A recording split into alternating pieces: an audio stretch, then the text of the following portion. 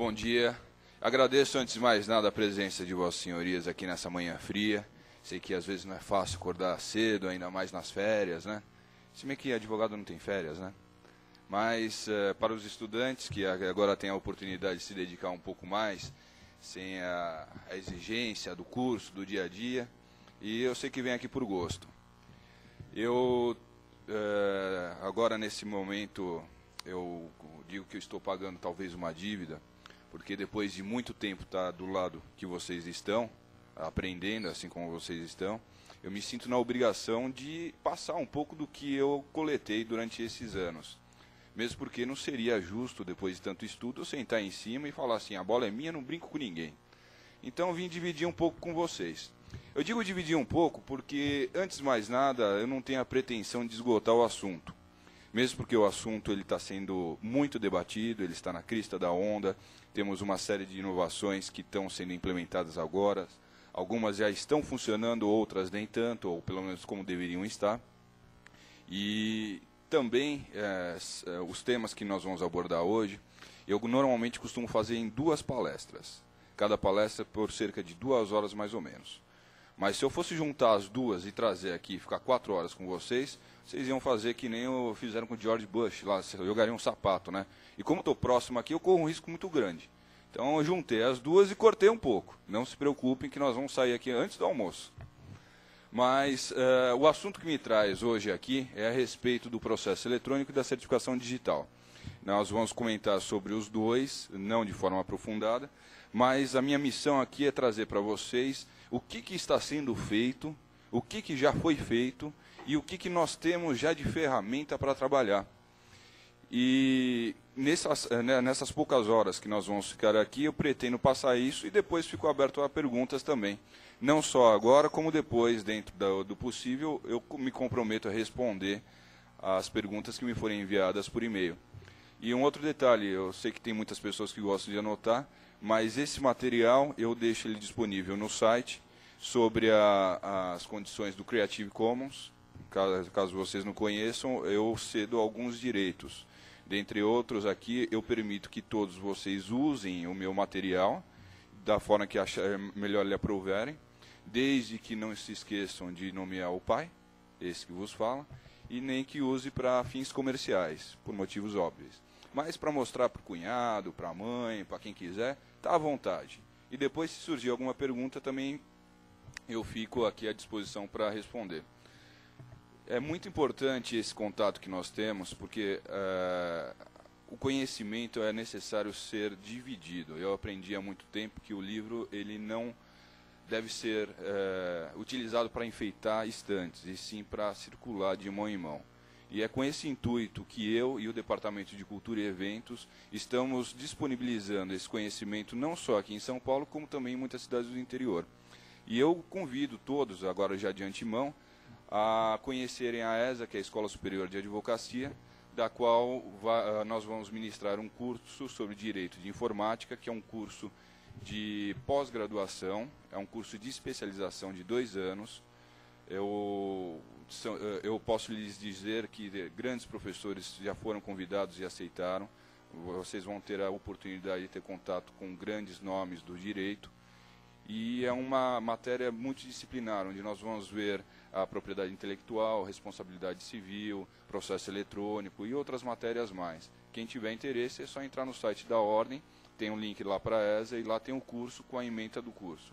Eu faço votos que vocês se interessem e que talvez possamos nos encontrar mais tarde no curso. Sem mais delongas, vamos começar aqui a apresentação. Eu peço desculpas por eu fazer um pouco mais rápido, para nós podermos aproveitar bem o nosso tempo. Bom, vamos começar falando sobre 3 temas que nós vamos tratar. A comunicação segura, que nós vamos tratar de mensagens assinadas digitalmente e mensagens criptográficas, autenticidade e proteção de documentos, tanto eles na forma digital quanto também na transmissão de mensagens, e autenticação de portais, que aí é que entra talvez a segunda parte da nossa apresentação, que é o processo eletrônico. O processo eletrônico está dentro de um portal, então nós temos o uso da autenticação, da certificação digital para autenticar no portal, bem como também as outras funcionalidades que estão todas disponíveis na web. fazer um breve histórico. Nós começamos lá atrás, em 1999, com a lei do fax. Alguns de vocês já devem conhecer. Foi a lei que permitiu que nós enviássemos peças para o judiciário pelo fax. Lógico que depois convalidando, mas já temos aí o primeiro indício de que a justiça, que o tribunal, não estava distante das novas tecnologias. E com o intuito de facilitar a militância da advocacia, em 99 nós tivemos a lei do fax. Depois viemos com um juizado especial, com a lei número 10.259, que informatizou os juizados especiais. Hoje em dia todos já são informatizados, talvez não da maneira completa como nós gostaríamos, ou como ela vai ficar dentro de pouco, mas já nos ajuda em muito. E eu vou mostrar umas telas um pouco mais para frente que eu vou comprovar isso. Então, hoje em dia, o sistema dos juizados já são todos informatizados. O pioneiro foi o federal, agora nós temos o JEC aqui também. Depois temos o IPROC, que foi criado na 4ª região, implementado em Florianópolis, lá no sul. Eles foram pioneiros, por isso que eu trago esse dado. E eles desenvolveram o software baseado no conceito de software livre. Esse modelo permite uma flexibilidade muito grande. Só que justamente por essa flexibilidade, tem certos pontos que hoje em dia não nos atendem mais. E eu vou comentar um pouco disso daí mais para frente, que é a questão da certificação eletrônica, que é gerado pelo próprio software, só que não está debaixo da ICP Brasil, esse nomezinho que daqui a pouco nós vamos desvendar. Depois tivemos exclusivamente, a princípio, a competência desses juizados só para ações previdenciárias e que envolvesse matérias de direito no primeiro momento. Hoje já se trata de todas as matérias que são da competência. A regulamentação do TRF da 4ª região teve a resolução número 13, de 11 de março de 2004, que implanta e estabelece as normas de funcionamento de processo eletrônico. Eu estou trazendo esses dados porque quem gosta um pouco mais de estudar e de situar dentro do tempo os acontecimentos, fica um pouco mais fácil para situar dentro da nossa linha do tempo do judiciário. Bom, isso posto, nós tivemos a Lei 11.419, que veio em 2006. Ela foi sancionada no dia 19 de dezembro. E essa é a Lei do Processo Eletrônico. Ela entrou em vigor só no dia 20 de março de 2007. Ele veio para uniformizar todos os processos judiciais. Isso é o que a lei reza. Mas, infelizmente, não é o que nós temos hoje. Uma crítica que foi muito feita, e ainda ela é repetida, é a questão da uniformização. A própria lei já prevê isso. Porém, como a lei permitiu uma autonomia aos tribunais, cada um dos tribunais tinha a possibilidade de criar o seu sistema. E aí vem a crítica. Bom, nós demos a liberdade de um lado, mas por que a crítica? Porque se você tem sistemas diferentes, você vai precisar que as pessoas se adequem a esses diferentes modos de proceder. Não só os próprios funcionários do judiciário, como nós também, advogados. Porque cada estado tem a possibilidade de ter um programa, um sistema diferente. E aí é que está o problema. Nós nos adaptamos, por exemplo, aqui a São Paulo, e se formos advogar num outro estado que tem um sistema diferente, temos que nos adaptar a um novo sistema. E aí começam outros problemas também, porque os tribunais, eles se comunicam com os tribunais superiores. E para que essa comunicação flua de uma maneira boa, ela também tem que obedecer a alguns padrões. E aí a conexão disso acaba ficando um pouco mais difícil. Fora que você também tem desperdício de dinheiro, porque você poderia produzir apenas um software e replicar para todos. Desperdício no dinheiro também no treinamento, porque se você tem um software só, você consegue ter um treinamento unificado, tanto no planejamento quanto na aplicação. E por aí vai. Mas como o tempo hoje não vai nos permitir tanto, não vamos ficar criticando. Vamos falar das coisas boas, né? Bom, a uniformização ele traz no artigo 1º, no parágrafo 1º, e uma novidade que é interessante é que a Fazenda Pública também entra no processo, e ela entra de forma igualitária. Nós estamos agora, senhores, em paridades de armas com a Fazenda Pública. Ou seja, prazos, competências e outros feitos dentro da Justiça estão de igual tamanho para nós e para a Fazenda Pública. A lei permitiu a uniformização de todos os processos judiciais, tanto na esfera civil, penal, trabalhista, envolvendo não somente o processo em si, mas a transmissão de peças processuais. Porque não basta você ter a informatização dentro do tribunal, você precisa ter informatização para que você possa enviar essas peças. Aí é que está o pulo do gato. Nós, no conforto do nosso escritório ou na poltrona de nossos lares, poderemos militar. E aí vem uma outra crítica, talvez pessoal. Nós advogados já somos exigidos, muitas vezes até 6, 7, 8, 10 horas. Agora que nós não temos mais o prazo das 7 horas para ir para o fórum, que agora são 24 horas, até que horas que nós vamos ter que trabalhar? Será que seria como aquele banco, 30 horas, né? Advogados 30 horas, é a nova geração, né? Bom, nem tudo vem para o bem, algumas coisas nos... A lei considerou o meio eletrônico de qualquer forma de armazenamento ou tráfego de documentos e documentos digitais, e como a transmissão eletrônica, toda a forma de comunicação à distância, dando ênfase à utilização da rede mundial, ou a internet, como nós conhecemos. Também adotou a forma expressa da assinatura eletrônica, abrindo um leque para a adoção de outros meios ainda inexistentes atualmente, mas que venham a ser inventados pelo homem. Essa daí é uma crítica positiva para a lei. Ela não foi restritiva, ela foi permissiva. Mesmo porque a tecnologia ela muda muito. E nós estamos vendo e estamos presenciando isso hoje. Então, a lei permitiu a utilização de novas tecnologias desde que atendam os princípios da legalidade, da isonomia e outros tantos que nós já estamos acostumados a conhecer. Antes de mais nada, é necessário fazer uma definição do meio eletrônico, que nós podemos traduzir como qualquer forma de armazenamento e tráfego de documentos e arquivo digital. Por que essa definição assim genérica? Porque nós podíamos fazer isso pelo fax, podemos fazer hoje pela internet, e depois, no futuro, podemos fazer pela internet 2, ou fazemos por uma outra rede de computadores, ou mesmo hoje, nós temos possibilidade de transitar arquivos digitais por outros meios que não a internet.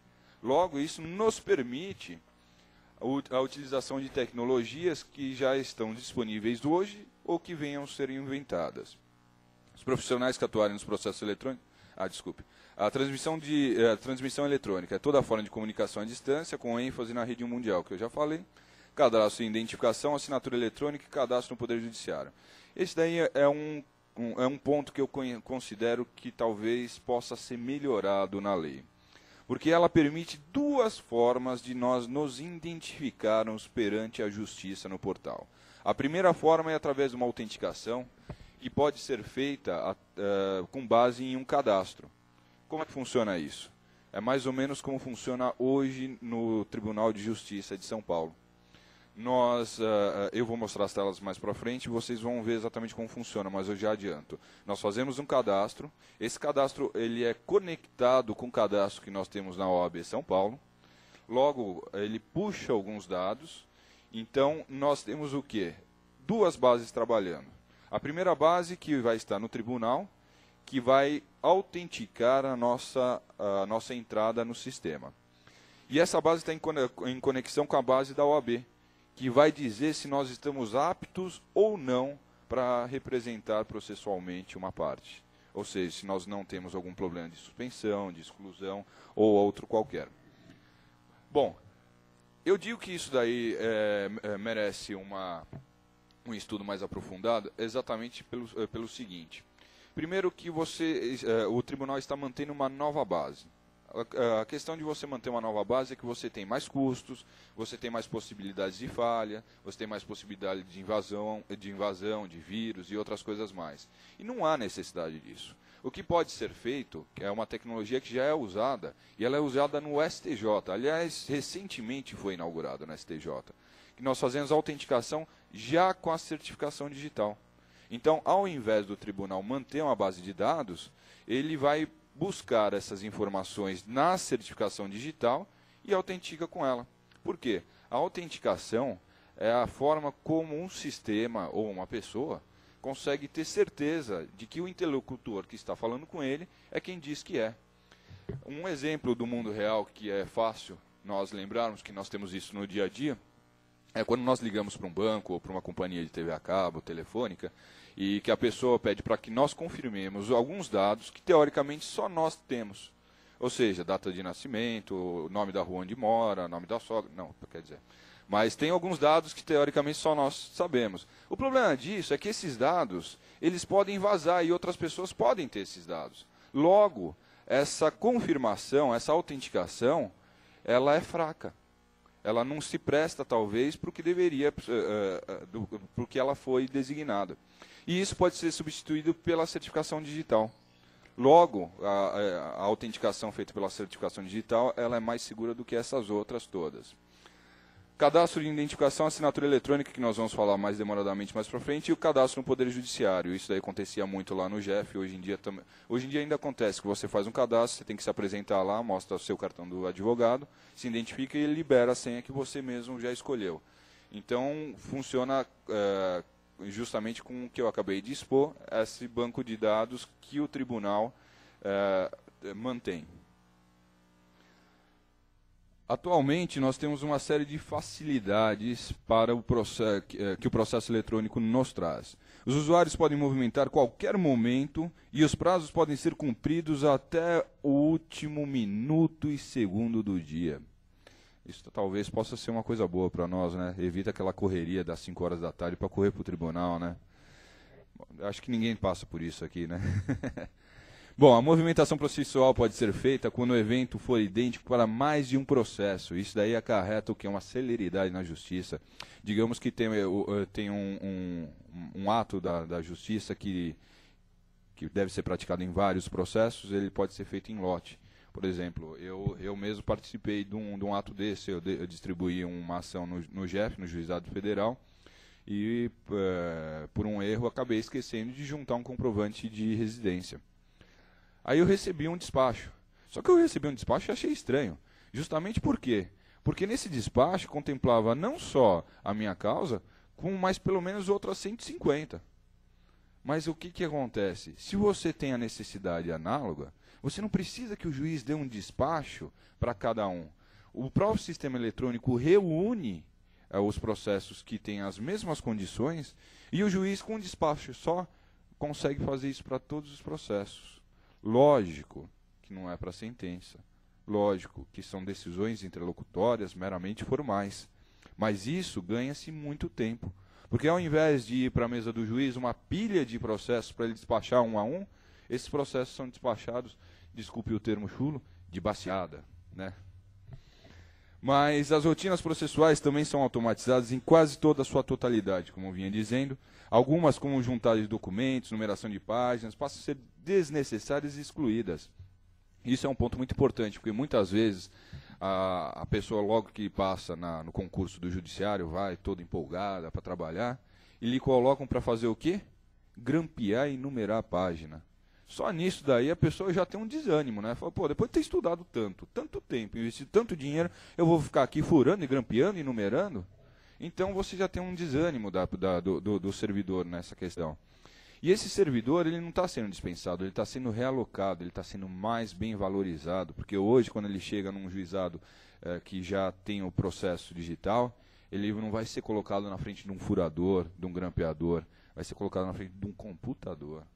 Só isso a pessoa já se sente mais valorizada. E o próprio usuário movimenta o processo sem a necessidade de intermediação do servidor para atuar o feito. Ou seja, você não vai precisar ficar mais no balcão esperando lá a boa vontade do servidor trazer o processo, ou a fila, né? Não sei se vocês vão ficar com saudades, né? Ainda existem muitos cartórios aí para matar a saudade, mas a ideia é justamente essa. Você vai poder visualizar o seu processo, vai poder executar alguns atos, tirar alguma certidão, algum ofício. Você não vai ficar mais dependente lá do balcão. A ideia é mais ou menos essa. E o sistema também oferece um meio prático e simples de controle automático de prazos processuais. Não há mais necessidade de contar os prazos. Tem uma determinada decisão, e já vem. Teu prazo vai extinguir no dia tal, na hora tal. Agora 24 horas todas, né? Isso é bom porque você afasta o erro humano. Aquele problema de você ficar contando nos dedos, às vezes faltam os dedos, né? Você vai um dia para frente, tem um feriado, começa a contar hoje, não, tá tudo pronto. Não é nem você, a máquina conta lá, te dá e pronto. Ou seja, o serviço a menos para advogado, é um motivo a menos para falha dentro do processo. Eu sei que todo mundo aqui sempre acaba executando os atos assim, pelo menos com 5, 6 dias de antecedência, né? Mas para que nós não corramos mais riscos, o próprio sistema já provê isso. As citações serão feitas nos próprios interessados e isso representa economia. A questão da citação, existem duas formas. Tem a forma que a lei prescreve duas formas. Uma que é a citação via portal, que uma vez o usuário cadastrado no portal, ele vai receber essa citação no portal, que não é o método que nós adotamos aqui na Justiça Paulista. Eu vou falar porque os senhores se advogam em outros estados, provavelmente possam ter esse tipo de interatividade. Ou então, via diário da Justiça Eletrônico, que é o que nós usamos aqui. Ou seja, todas as intimações, todos os atos são publicados dentro do Diário da Justiça Eletrônico, e nós podemos procurar as nossas publicações lá, ou então, hoje em dia, a Ordem dos Advogados oferece o sistema de publicação. Então, facilmente nós nos cadastramos lá na Ordem, no site, e todas as publicações que saem em nosso nome ou no número da nossa AB são direcionadas para o nosso e-mail. Não podemos também deixar de lembrar que é dever do advogado manter a vigilância do processo. Então, não obstante essas formas de comunicação, que não eximem a guarda do processo, eu digo isso porque muitas vezes as pessoas falam, não recebi o e-mail da publicação, então é inválido. Não é assim. O nosso dever é acompanhar. E como é que nós vamos fazer isso no meio eletrônico? Nós vamos acessar o sistema, colocar lá a nossa identificação ou identificação no processo e acompanhamos o processo. Agora, na questão do portal, como eu estava dizendo, ele vai publicar no portal e nós temos um prazo para acessar o portal, porque senão essa intimação se convalida. Como é que funciona? É disponibilizado no portal. É considerada a publicação quando nós acessamos o portal e tomamos conhecimento. Então, vamos supor que o juiz deu um despacho. Manifestem-se as partes em 5 dias. Então, quando nós acessarmos o portal, nós vamos visualizar esse despacho. A partir desse momento, começa a fluir o prazo. Aí vocês vão me dizer, bom, e se eu não acessar o portal, como é que fica? Prazo não flui? Não, nós temos uma regrinha para isso também. Se não for considerado publicada ou acessada essa determinação do juiz, essa publicação, ela se convalida nos 10 dias seguintes. Ou seja, foi publicado no dia 10, se ninguém acessou, dia 20, ela é considerada como publicada. E aí os 5 dias começam a contar a partir daí. Desconsidera o primeiro dia, considera o último, desde que não seja feriado, ou seja, considera-se apenas o dia útil, mas a contagem de prazo é dessa forma. Logo, o que aconteceu? Nós fomos brindados, quando utiliza esse sistema, com mais 10 dias em praticamente todos os prazos. A economia representa uma grande economia, a saber, vamos dizer. Em face da automatização dos procedimentos, é possível disponibilizar um número menor de servidores para atuação e atividades burocráticas. Isso resulta em uma maior qualidade dos serviços exercidos. As partes e procuradores, advogados, reduzem significativamente o tempo de deslocamento até os tribunais e de acesso aos processos, porque nós não vamos precisar ir até o tribunal, porque nós temos isso em casa. A economia é evidente em papéis, grampos, carimbos, canetas, que ficam tudo para segundo plano. Para vocês terem uma ideia, em meio físico, um processo no JEF, esses dados que eu vou passar, eles não estão muito atualizados, tem mais ou menos uns 6 meses de defasagem, mas eles ilustram bem aqui e vão direto ao ponto que eu quero chegar. Em meio físico, um processo no JEF consome pelo menos 50 folhas de papel, isso é uma média. Mais de 300 mil ações eletrônicas já foram distribuídas e geraram a economia de no mínimo 15 milhões de folhas, repercutindo em prol da preservação ambiental, sem cortar árvores. E também a água, porque para produzir papel não precisamos só das árvores, precisamos de água também. Então o processo eletrônico é um processo ecológico.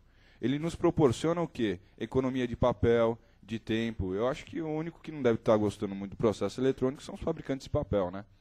Mas vamos fazer o quê? Alguns têm que chorar para outros tantos sorrirem, né?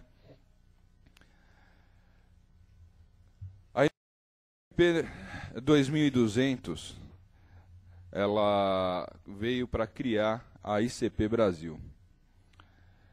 A MP 2200 ela está na segunda reedição.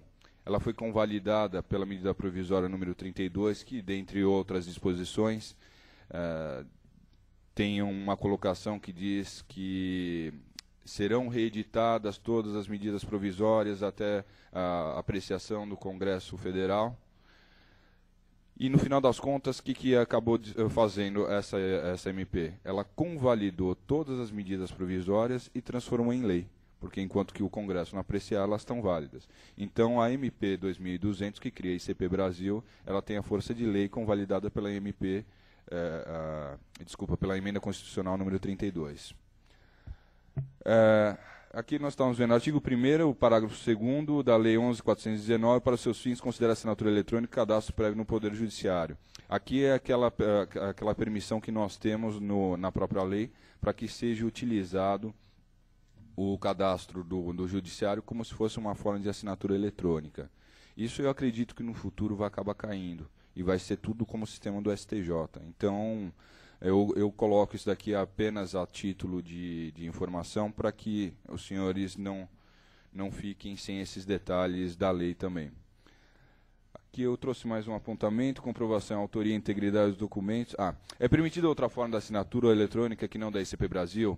A própria lei já prevê isso daí no artigo 10, parágrafo 2º, que permite o uso de outras assinaturas digitais que não estejam debaixo da hierarquia da ICP Brasil, desde que sejam aceitas por ambas as partes ou oponíveis a quem de direito. Então, precisamos ter a assinatura digital? Precisamos. Precisa ser debaixo da ICP? Não necessariamente por força da lei, mas eu recomendo fortemente que seja, porque existe uma série de questões que as certificações que não estão debaixo da ICP Brasil não podem atuar. Então, já que vai gastar-se algum dinheiro com uma certificação, que gaste com uma que sirva para todas. A OAB hoje em dia disponibiliza através do Conselho Federal, que hoje é uma autoridade certificadora, e nós podemos ter também a certificação digital da OAB. A título de informação, o custo dela hoje é R$ 120. Ela só pode ser inserida no cartão do advogado, que o cartão do advogado, esse novo, ele traz um chip, para quem não conhece, é esse o formato. Ele tem, além da foto, um chip.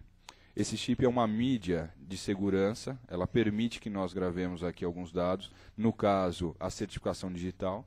E o grande diferencial dela é que ela permite que grave e que se use, mas não que se extraia.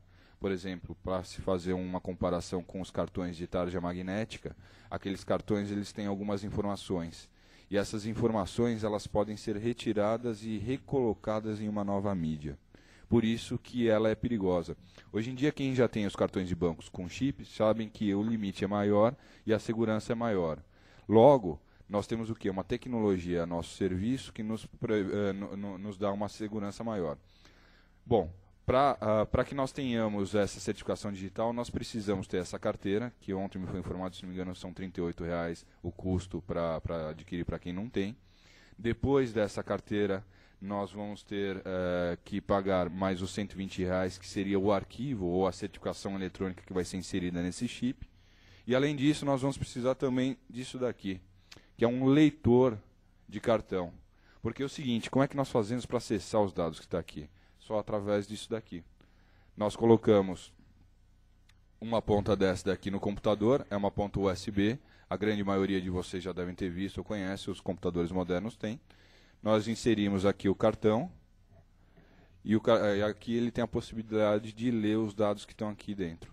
Com isso, nós acessamos a assinatura digital. Esse kit aqui custa R$ 240,00, pode ser comprado via online com cartão de crédito, é seguro. Eu digo isso porque eu mesmo comprei e não tive nenhum problema.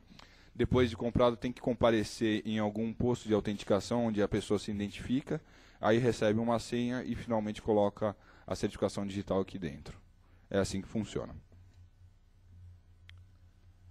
Bom, uma regra interessante, porém, é constante no artigo 5º, segundo o qual os interessados que estiverem credenciados na forma do artigo 2º, via de regra os advogados, isso voltando na autenticação via portal, serão intimados por meio eletrônico em portal próprio, com dispensa de publicação em órgão oficial, seja escrito ou impresso meio eletrônico. A ideia é o seguinte, lembra que eu falei que são dois métodos? Ou você é intimado via portal, ou é intimado via o Diário da Justiça eletrônico. Teoricamente, um exclui o outro. Agora, a questão é a seguinte, no portal ele diz que uma vez publicado no portal, ele não vai publicar no diário.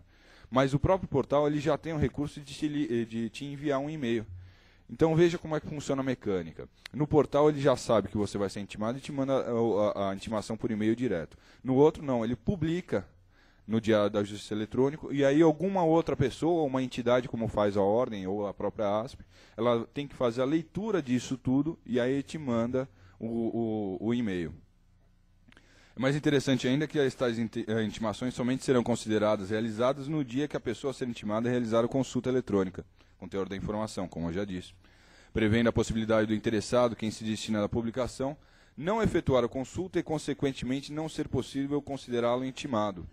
Estabeleceu o artigo 3º, o parágrafo 3º do artigo 5º, a obrigatoriedade da pessoa cadastrada realizar a consulta no máximo em 10 dias. Aqui eu trago o artigo e o parágrafo dos 10 dias que eu já tinha falado.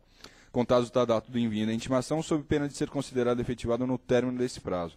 Então, foi ativada, 10 dias, ela é considerada publicada e aí começa a fluir o prazo. De se observar que não será algo parecido como quando atualmente se envia uma mensagem eletrônica a alguém, considerando a resposta do recebimento ou leitura, porquanto prevê a lei a possibilidade do envio da mensagem eletrônica em caráter informativo. Mais uma vez, as mensagens são apenas informativas, então é obrigação do advogado sempre consultar. Eu faço questão de frisar isso muito bem, porque muitas vezes acabam gerando problemas e em muitas palestras eu já tive indagações a respeito disso.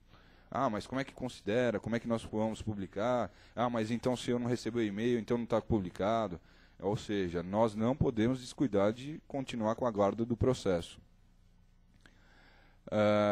Bom, aqui em caráter informativo poderá ser feita a remessa eletrônica, que é o modelo no portal. Vamos falar um pouquinho da forma da contagem do prazo. A lei prevê a criação de um Diário de Justiça eletrônico, que é o que nós usamos aqui em São Paulo, que está no seu artigo 4º. A ser disponibilizado pela internet, sendo que as publicações dele constantes, como não poderia deixar de ser, serão consideradas oficiais, substituindo e dispensando qualquer outras publicações. Adotando a regra processual vigente, que nós temos hoje, aplicável às intimações da imprensa oficial escritas, as publicações na página oficial eletrônica serão consideradas como realizadas no primeiro dia útil seguinte à da disponibilização. Então, a regra, como é que funciona? Foi disponibilizado, no dia seguinte é considerado publicado. Existem exceções, eu já presenciei isso, no JEC mesmo. Eu tive o quê? A possibilidade de visualizar uma intimação que foi disponibilizada e depois, me dirigindo ao cartório, fui informado que ainda não estava ocorrendo o meu prazo, porque não tinha sido publicado. Cheguei lá, falei, não, doutor, seu prazo ainda não correu, ainda tem mais uns dias, foi disponibilizado. Falei, bom, mas a regra diz que depois de disponibilizado, um dia tem o prazo convalidado. Falei, não, mas aqui, olha, doutor, tem a publicação também. Mas que fiquem todos bem cientes que existe essa diferença entre a disponibilização e a publicação. Não nos esqueçamos da regra que é um dia a posteriori. Assim disponibilizada na página eletrônica uma intimação no dia 10, sexta-feira, considera-se realizada a própria publicação no dia 13, segunda-feira, primeiro dia útil seguinte.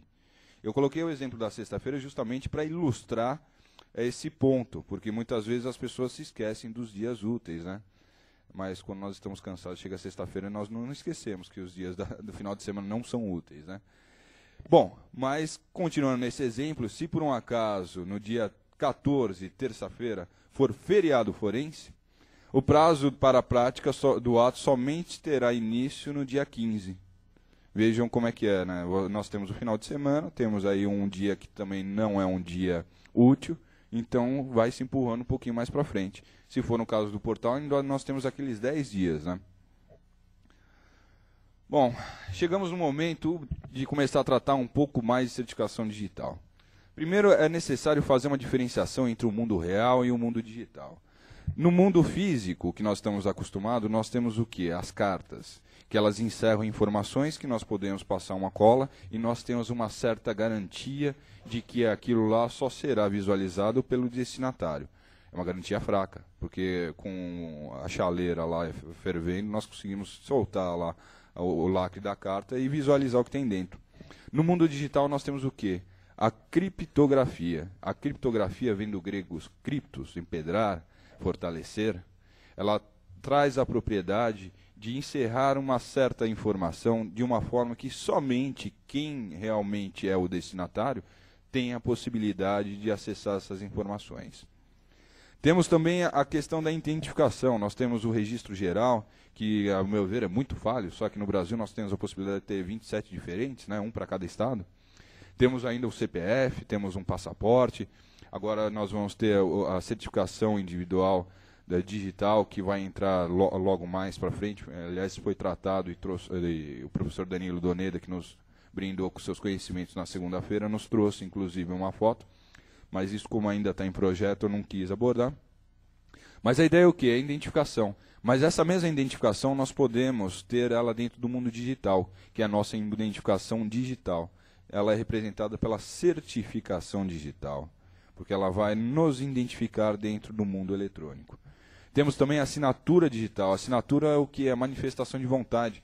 Quando nós assinamos um cheque, nós estamos anuindo com aquele valor e com a pessoa que é o portador ou então o destinatário. Quando nós assinamos um contrato, nós estamos concordes com todas as cláusulas e sabemos que aquela manifestação de vontade nos compromete e nos amarra àquelas obrigações. Já no mundo eletrônico, nós temos a mesma coisa, só que com assinatura digital. A assinatura digital, senhores, que vem contida dentro da certificação digital. É a maneira de nós manifestarmos a nossa vontade dentro do mundo digital.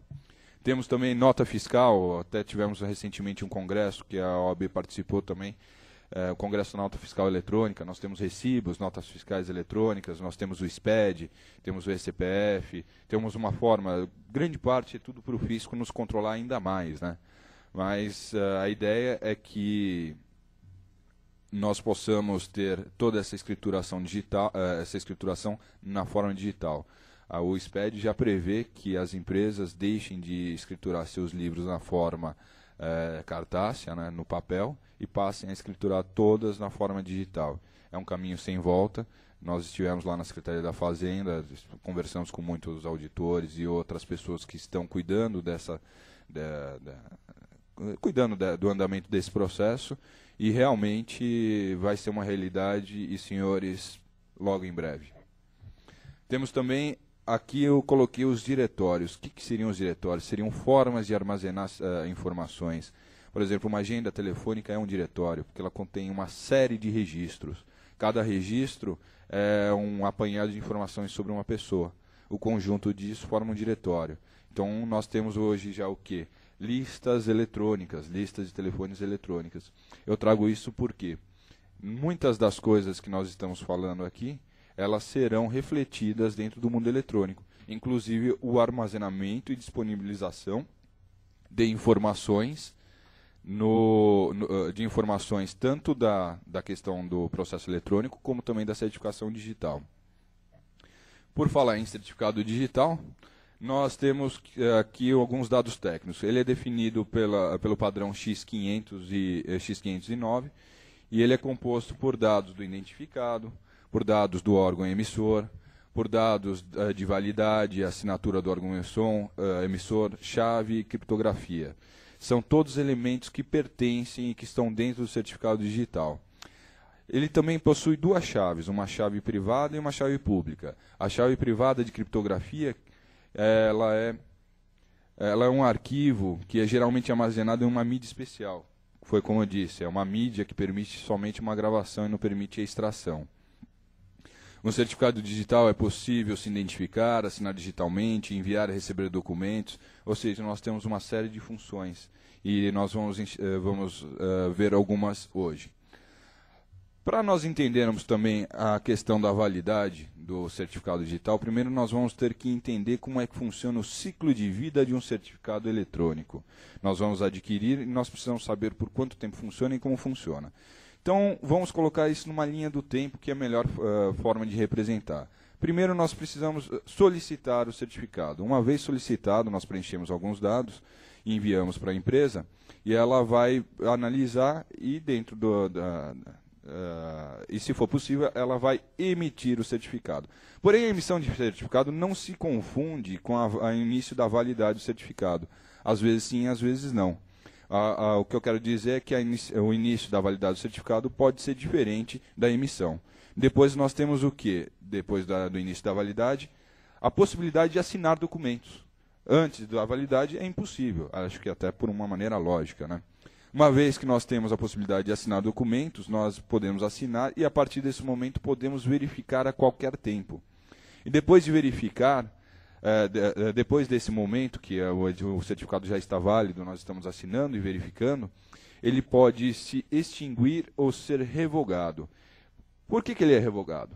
Nós podemos ser furtados, podemos ter algum problema e nós podemos pedir ou solicitar a revogação dele para que ele se torne bloqueado para que nenhuma outra pessoa possa usar.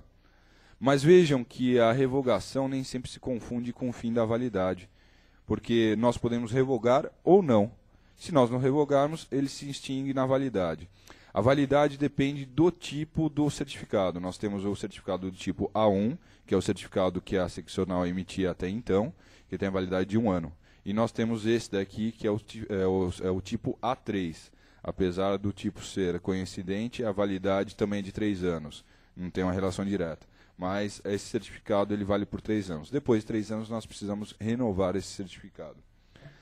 Bom, o que é importante aqui é notar que é possível que nós assinemos qualquer documento ou utilizemos a certificação digital em qualquer período dessa linha verde.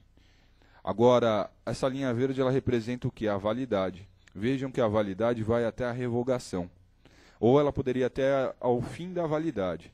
Porém, nesse caso aqui eu fiz um exemplo para revogação. Mas as assinaturas que forem feitas dentro do período de validade, elas podem ser verificadas em qualquer momento do tempo a partir de que sejam assinadas, que seria a linha azul. Ou seja, ela se posterga no tempo.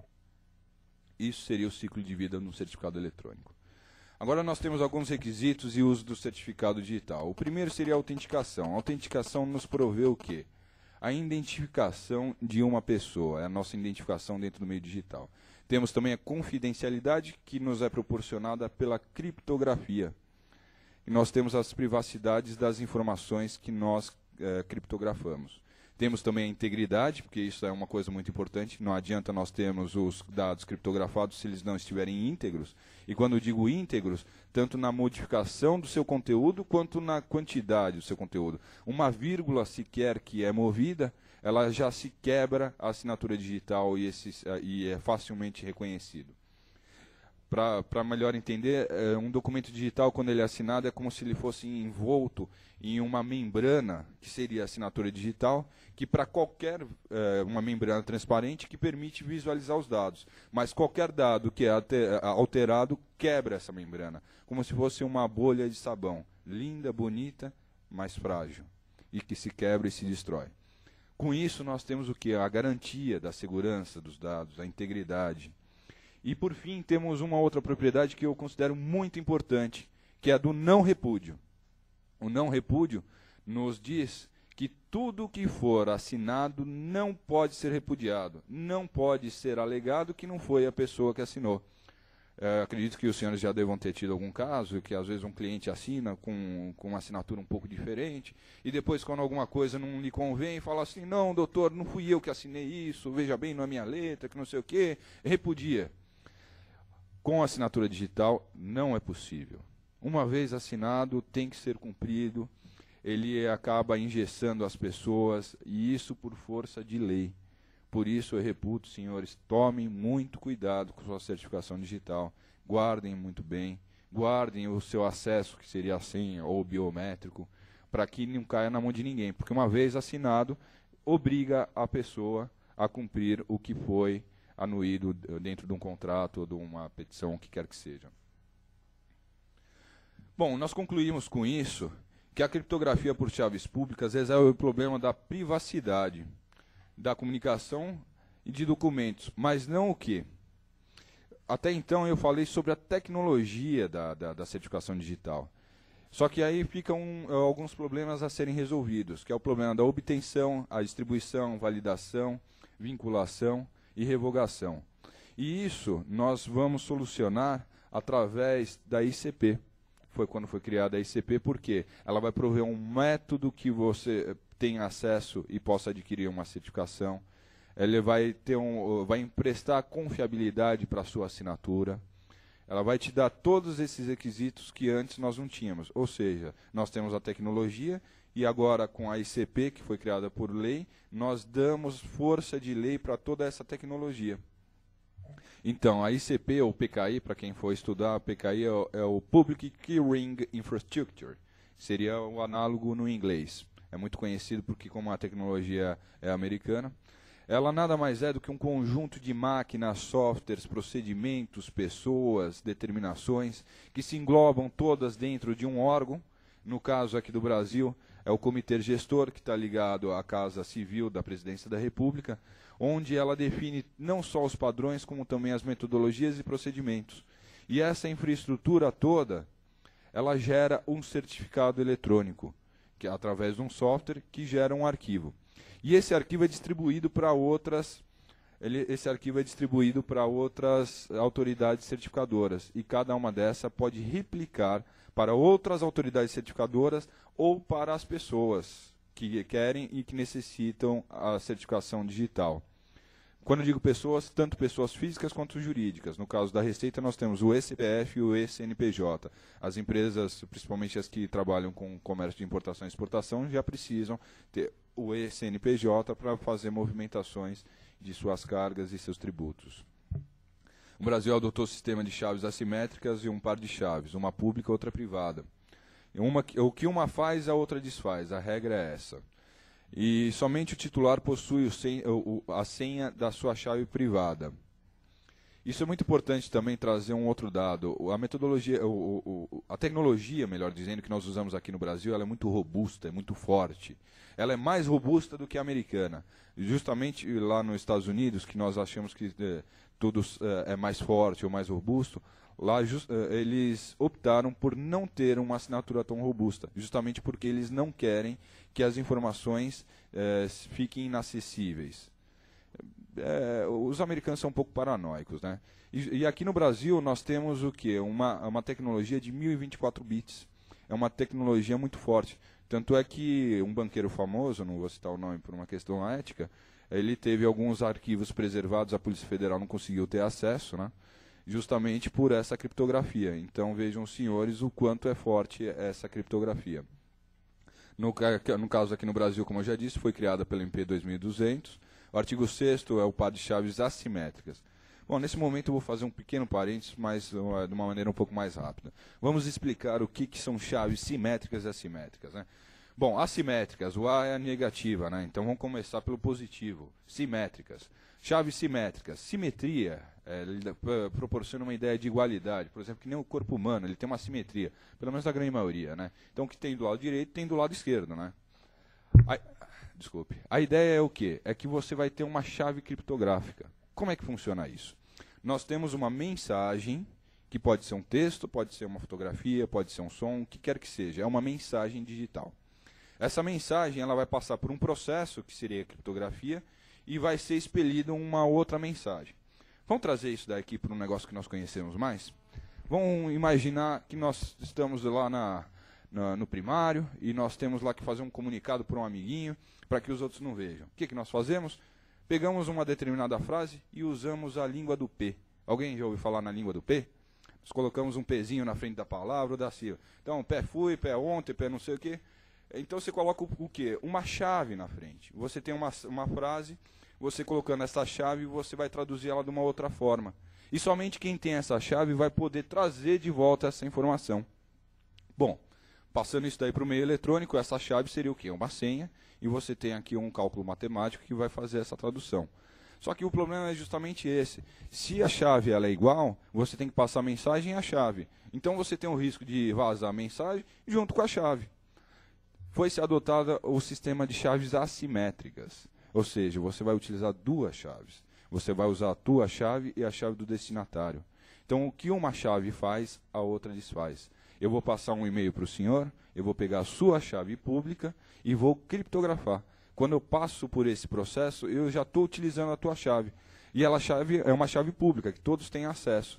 E ela vai proporcionar essa criptografia. Porém, para fazer o caminho de volta, só a sua chave privada vai poder fazer isso. Logo, uma vez que eu criptografo uma determinada mensagem ou um arquivo, somente as pessoas que têm a chave dentro vão poder descriptografar. No caso, eu e o destinatário. Então, aqui no Brasil foi adotado os sistemas de chaves assimétricas, que está elencado no parágrafo 6º, artigo 6º, parágrafo único. O artigo 10 equiparou o documento eletrônico assinado digitalmente com a certificação digital ao integrante da ICP Brasil ao documento escrito, dando validade. É o artigo 219 do Código Civil. Se não me engano, o texto é reportar-se-ão verdadeiros os fatos elencados no documento, text prove contrário, alguma coisa assim. A ideia é o quê? O documento digital tem a mesma validade do documento na forma cartácea. A única coisa que se mudou, é o que eu costumo dizer quando eu falo de títulos eletrônicos ou de documentos digitais, a única coisa que se muda é o suporte. O documento é o quê? Documento nada mais é do que um suporte onde se encerra uma série de informações que exprimem fatos, requerimentos. E a ideia é justamente essa. Ao invés de você colocar isso tudo dentro do papel, você vai colocar dentro do meio eletrônico, dentro de um arquivo digital, dentro de um CD, dentro de um pendrive. A ideia é mais ou menos essa. Ou seja, você tem as mesmas informações, só que num suporte novo. Não se modifica nada. As obrigações que dela decorrem continuam tendo a mesma eficácia. E a própria lei já diz isso. Por falar em infraestrutura, vamos dar uma olhada como é que funciona. Nós temos aqui a autoridade certificadora raiz, que ela é ligada direto ao comitê gestor. Eu trouxe um gráfico mais simplificado, porque senão nós íamos ficar muito tempo. Debaixo dela temos a autoridade certificadora da Presidência da República, que essa, por sua vez, não tem nenhuma embaixo, seria só para usos da Presidência da República. Depois nós temos o Serasa, temos o CertSign, tem a Secretaria da Receita Federal, da Caixa. E aí nós vamos descendo que tem outras empresas que também receberam o certificado digital e têm atuação. Aqui no caso eu acabei colocando só da OAB e da ASP, que são as nossas mais próximas como advogados. Então, por exemplo, a OAB está debaixo da CertSign e da ASP ele está debaixo da Secretaria da Receita Federal, que por sua vez está debaixo da imprensa oficial do Estado, e ela emite. Existe uma diferença entre a C e a R. A C é a autoridade certificadora, ela tem um poder de atuação um pouco mais amplo. A autoridade registral não, ela é muito mais contida e ela fica sempre atrelada direto à sua autoridade certificadora. Seria mais ou menos, para nós fazermos uma comparação, o atacado e o varejo. A AR ela só pode fornecer certificação digital para pessoas e não para outras autoridades certificadoras. Aí que está a diferença.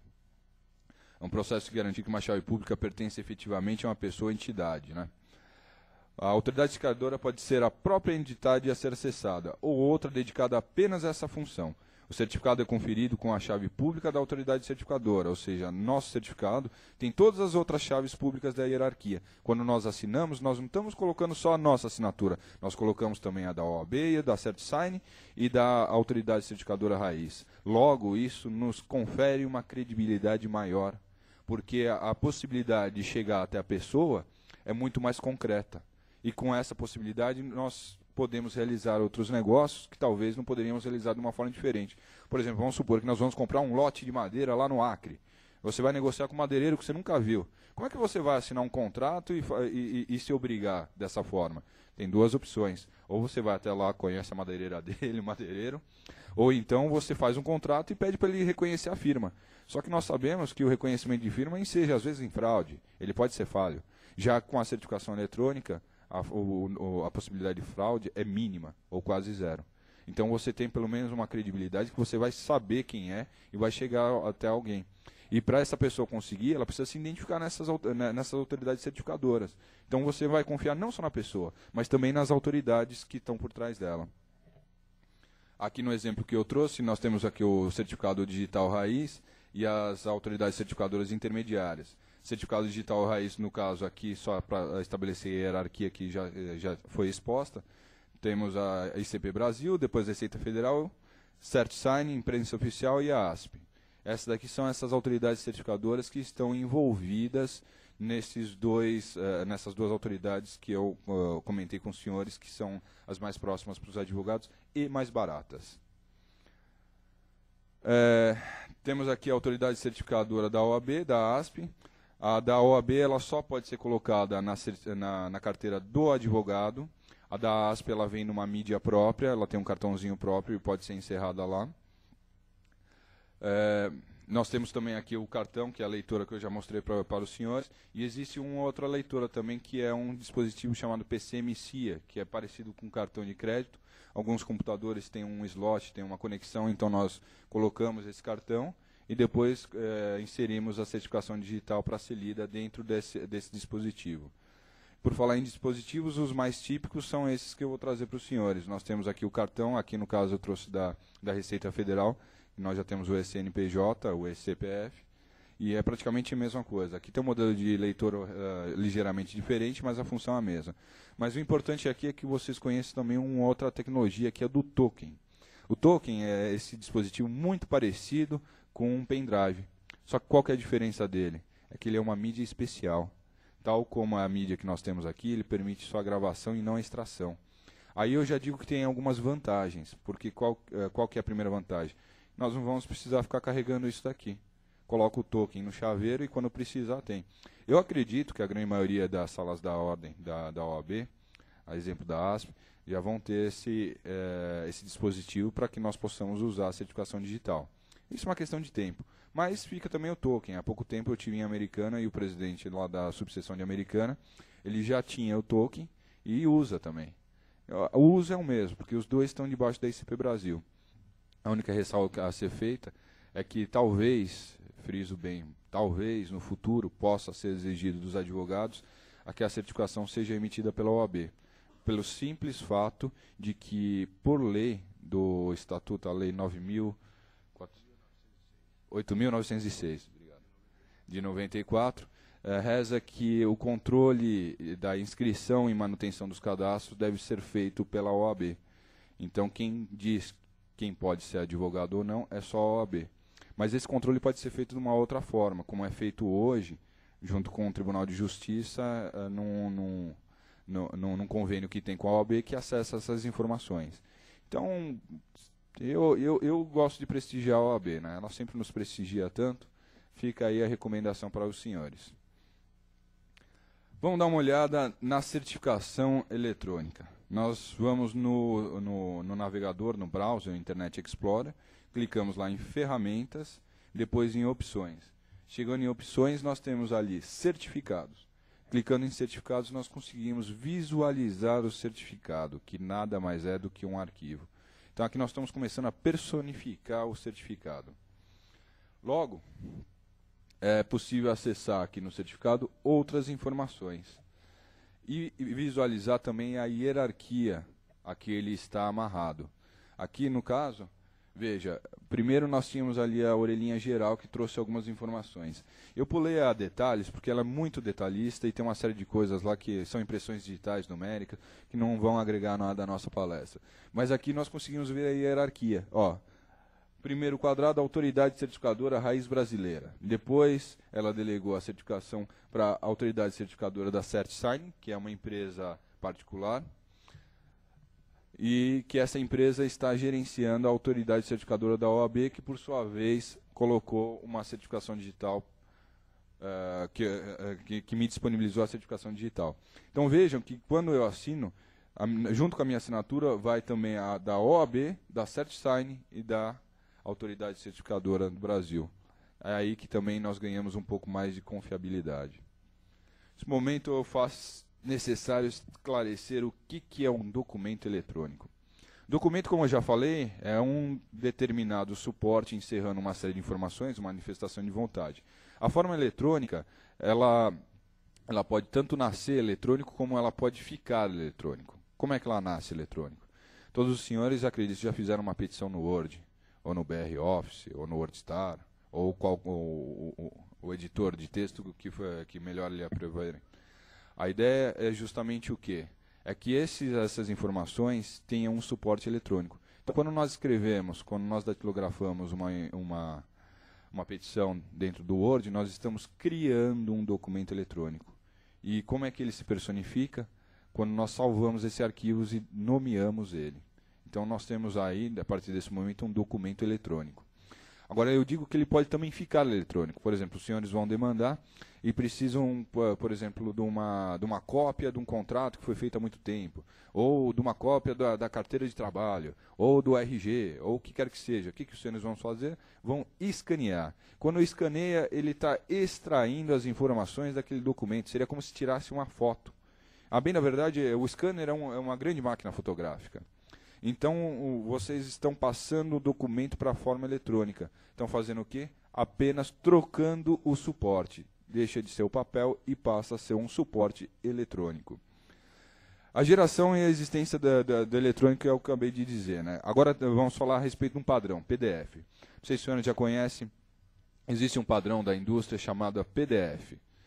Ela é um padrão porque hoje em dia já foi difundido e é aceito pela grande maioria, e é de fácil manipulação os documentos. Isso daí também nos permite uma outra coisa. Com a padronização,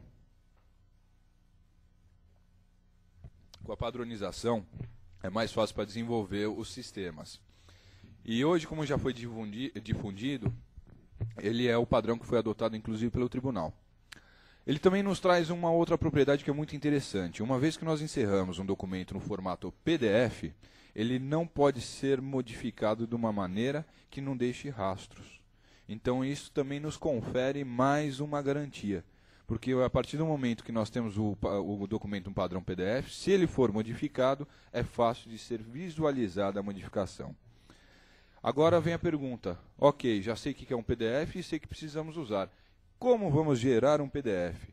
Nós vamos gerar através de impressoras virtuais. Como é que ela funciona? É um software que nós instalamos no computador e ele vai instalar uma impressora virtual. Quando nós terminarmos de digitar a nossa procuração no Word, normalmente nós faríamos o quê? Clicaríamos lá em imprimir e ele iria para a impressora que nos traduziria isso num documento de papel. Porém, ao invés de nós escolhermos a nossa impressora tradicional, nós podemos escolher uma impressora de PDF. E qual que vai ser a diferença? Ele, ao invés de nos dar um documento de papel, ele vai perguntar qual é o nome do arquivo e o local onde nós queremos salvar. Suposto, nós colocamos o nome e temos um arquivo digital no formato PDF. Senhores, é simples, rápido e indolor. É só colocar lá, instalar e os senhores já têm a possibilidade de gerar arquivos PDF. Por que eu trago isso? Porque os tribunais, eles adotaram o padrão do PDF. Então, para os senhores que vão militar digitalmente, desde já, instalem os softwares. Eu vou trazer um pouco mais para frente algumas URLs para que vocês possam baixar esses softwares. Uma coisa importante, todos os softwares que eu estou falando aqui são todos gratuitos. Não tem ônus nenhum, tirando a certificação digital, né?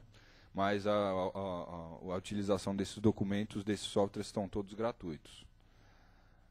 Aqui eu trouxe 3 exemplos. O PDF 995, tem o PDF Machine e o PDF Creator. Para quem milita na Justiça Trabalhista, o PDF Machine ele tem um limitador de versão. Eu até recomendo para que os senhores baixem o arquivo do próprio site do TRF, do 2 e do 15, porque já vem no formato que eles exigem. E faço também o alerta que depois de instalado, o software vai notar que ele está desatualizado e vai pedir para atualizar. Se os senhores atualizarem, o PDF que vai ser gerado não vai ser aceito pelo tribunal. Então, vamos usar PDF Creator, PDF 995, deixamos esses para não ter dor de cabeça. Eu trouxe esses mais de um exemplo para que os senhores fiquem à vontade, porque como são softwares diferentes, têm operações ligeiramente diferentes e aí fica mais de uma opção para utilizar. Além disso, eu vou passar o URL no final, mas existe um PDF online. Então, por exemplo, se os senhores estiverem num lugar que não tenha instalado uma impressora dessa, se estiver num cybercafé ou mesmo numa casa da OAB que não tenha isso, os senhores podem fazer acessando o PDF online, envia o arquivo e ele te devolve no formato PDF. Assinatura de mensagens. É possível assinatura de mensagens de e-mail e também de criptografia de dados. Uma vez criptografados os dados, somente o remetente e os destinatários poderão ter acesso a essas informações. Então, eu trago mais para o fim também alguns outros softwares que fazem assinatura de documentos. A ideia é o seguinte: você assinando os documentos, que pode ser um documento do Word, pode ser um PDF, pode ser um documento de som ou pode ser uma fotografia. Esses documentos, eles podem ser, além de assinados, podem ser criptografados. E aí eu faço duas sugestões. Primeira sugestão: nós, advogados, temos muitas vezes muitos documentos de clientes que são sensíveis. E a manipulação deles também tem que ser com uma atenção grande, por vários motivos. Primeiro, infelizmente nós não estamos imunes a assaltos, roubos em nossos escritórios, quando podem ser levados nossos computadores com essas informações. Isso se reflete muito hoje em dia em questões, por exemplo, como de celulares, e muitas vezes as pessoas acabam furtando ou perdendo, e depois de um tempo acabam aparecendo imagens, muitas vezes não muito agradáveis, né? Agradáveis no sentido de serem expostas, né? As pessoas estão um pouco mais à vontade e dão esses problemas que dão. Então, o conselho que eu dou é que criptografem esses dados. Aí eu já faço até uma sugestão. Sugestão é o seguinte: primeiro, eu acredito que todo mundo aqui faça backup dos dados, né? Vocês não são loucos de não fazerem. Mas aí eu dou a sugestão de como fazer. A primeira sugestão é o seguinte: coloquem todos os seus arquivos dentro de um determinado arquivo. Vá no seu computador e cria lá um arquivo chamado dados. Aí embaixo de dados coloca lá meus clientes, coloca finanças e outras todas. Qual que é a ideia disso? É facilitar a hora do backup. E quando vocês fizerem um backup, vocês podem usar um software, o WinZip, não pela compressão, mas para ele manter a estrutura. Porque aí ele vai pegar toda essa sua árvore de diretórios, todos esses arquivos que estão organizados de uma forma sistemática, e vão transformar tudo num arquivo só. Aí com esse arquivo, os senhores podem criptografar esse arquivo. E aí o que os senhores fazem? Com esse arquivo criptografado, grava um CD, que hoje é um custo irrisório, e guarde em outros locais. Guarda uma cópia no escritório, guarda uma cópia na casa, guarda uma cópia na casa da praia, na casa da sogra, na casa do genro, onde vocês acharem mais seguro. Então, com isso, vocês vão ter a possibilidade de voltar esses dados depois. E façam isso com uma certa sazonalidade, porque só sabe o valor de um backup quem um dia já ficou na mão, quem um dia já perdeu seus dados. Então eu dou o conselho aqui, porque eu espero que nenhum dia vocês cheguem e falem assim: putz, se eu tivesse ouvido aquele cara que é chato, eu estava com meus dados aqui. Então façam o backup. E a ideia é o quê? Não só fazer o backup, mas como também criptografar, para que essas informações não vazem para outras pessoas. Nos Estados Unidos, no estado de Utah, se não me engano, tem um Digital Act, que ele obriga a todas as empresas que guardam dados sensíveis de outras pessoas a criptografar. Porque eles sabem que não pode garantir a evasão desses dados. Mas se vazar esses dados vão estar de uma forma incompreensível para quem adquirir. E nós vemos que aqui no Brasil isso é muito comum, né? Até um tempo atrás nós tínhamos aí vendendo CD com dados da Receita Federal. Há pouco tempo atrás foi fechado um site que também vendia outros dados. Então, senhores, os nossos dados são muito importantes. Nossos dados podem ser usados e manipulados de formas que nós mesmos não temos ideia. Então vamos proteger não só os nossos dados, quanto os dados que estão sob a nossa guarda. Assinatura digital de documentos. É possível assinar e criptografar documentos e com a certificação digital. Então, uma vez com a certificação digital, além do processo eletrônico, nós podemos também utilizar para assinar contratos e criptografar. A criptografia pode ser feita por alguns softwares, eu trago os softwares um pouco mais para frente.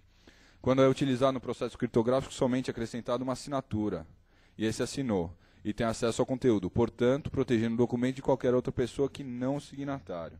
Então, por exemplo, se eu assino um documento e coloco só a minha assinatura, somente eu e mais ninguém na face da Terra vai poder abrir. Eu digo isso porque é o seguinte, hoje em dia se considera que para quebrar uma criptografia de 1024 bits, é necessário todo o poder computacional da Terra existente durante o prazo de 40 anos. Ou seja, senhores, é virtualmente seguro.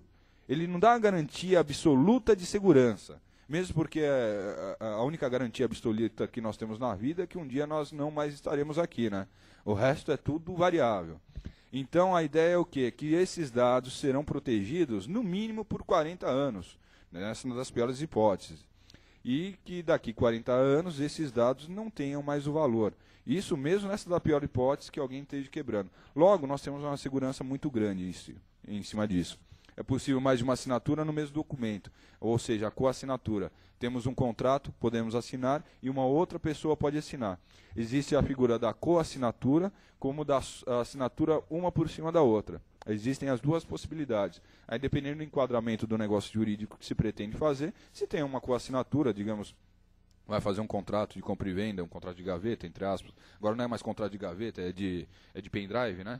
Vamos fazer um contato de pendrive e colocamos duas assinaturas. Por quê? Porque obriga as duas pessoas que são coassinantes. Então, senhores, é mais um uso da tecnologia. Um outro seria a autenticação de portais. Nós podemos autenticar nos portais, como, por exemplo, na Delegacia Virtual da Receita Federal. Aliás, é muito interessante. Eu fui lá para dar uma olhada na Receita Federal. Se vocês soubessem as informações que eles têm de nós, viu? Quem já participou aqui de alguma empresa, eu não tenho, mas eu vi com alguns outros colegas. Quem já foi sócio de empresa aparece lá. Se coloca a certificação digital, ele aparece quais as empresas que os senhores são sócios ou foram sócios. Aparece uma parte da escrituração digital. E pasmem os senhores, inclusive fontes pagadoras. Começo do ano, antes da declaração, fui ver lá, o banco já tinha informado, porque na virada do ano eles informam a Receita Federal. Então tem lá, fonte pagadora tal. Informa que você teve um lucro de tanto. Em fonte pagadora tal. Logo, quando nós formos fazer um imposto de renda, até seria bom dar uma conferida lá para saber o que eles já sabem de nós, né? Temos o Tribunal de Justiça de São Paulo, que também nós usamos aqui para enviar algumas documentações que nós assinamos online mesmo, com a certificação digital, as petições. Temos também o Tribunal Regional do Trabalho, da 2ª Região, da 15ª também, Supremo, o STF, o STJ. O STJ, aliás, ele tem também a autenticação via certificação digital, que é um conceito mais moderno. Por exemplo, no STF, a exemplo do GEF, nós fazemos nosso cadastro, mas precisamos nos identificar pessoalmente. Aqui no TJ nós não precisamos, mas por quê? Porque já existe um cadastro direto com a OAB. Então supre essa necessidade da identificação pessoal. Processo eletrônico em São Paulo. O TJSP optou pela publicação no Diário Oficial, como eu já disse, no Diário Oficial para as intimações via os portais. Todos os atos serão feitos por meio eletrônico. Nós não temos todo o Tribunal de Justiça informatizado hoje, mas uma parte já, da Nossa Senhora do Ó e mais alguns outros lugares, assim como o Fórum Distrital de Buri, Nazaré Paulista, Distrital do Ouro Oeste, Pirangi. Eu tive conversando com o Dr. Cláudio Augusto Pedraz, que é o juiz encarregado da informatização do processo eletrônico aqui em São Paulo, num congresso que nós participamos no final do ano passado, e ele me trouxe uma série de informações que agora eu compartilho com os senhores. Dentre elas, eu considero um grande otimismo dele para a implementação, que infelizmente nos concretizou da forma que nós tínhamos conversado, mas já está bem caminhando. Mas também trago uma outra ponderação. Por que nós ainda não temos outras varas? Por que só tem uma e por que não expande? Bom, primeiro é um motivo óbvio, o tribunal não tem recursos para tanto. E o segundo foi a metodologia utilizada para desenvolver esse sistema. A ideia foi a seguinte: ao invés de nós colocarmos uma estrutura superestimada e depois ter de diminuir, nós optamos por começar por uma estrutura enxuta, pequena e, dentro da necessidade, aumentar o que for necessário. Mas, senhores, o Fórum da Freguesia do Ó quase não tem papel. Aquelas estantes abarrotadas de processo, não existe. Aquele monte de poeira, aquela coisa, aqueles carimbos, aqueles grampeadores, não existe aquilo lá. Você entra, é uma sala que tem 6 a 8 operadores lá cartorados, e eles dão conta de 2, 3 varas. Por quê? O máximo atendimento que faz é escanear alguma petição para algum advogado e jogar para dentro dos autos. O serviço é completamente diferente, o atendimento é diferente, as pessoas são mais motivadas, são mais alegres. É diferente o espírito. Mas é um fórum que tem uma movimentação processual muito grande em relação à quantidade de funcionários que tem.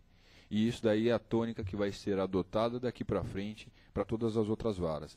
Nós estamos num momento de transição onde uma parte já é digital, caso os senhores já acompanham lá, tem o ESAG, que é o sistema, e as varas que já estão dentro do ESAG já proporcionam um processo eletrônico para os juízes. Eles, ao invés de receberem os processos, eles têm tudo isso na tela e conseguem colocar as suas decisões da forma digital, mesmo porque, acho que os senhores já devem ter percebido, muitas certidões ou despachos vêm sem assinatura do juiz.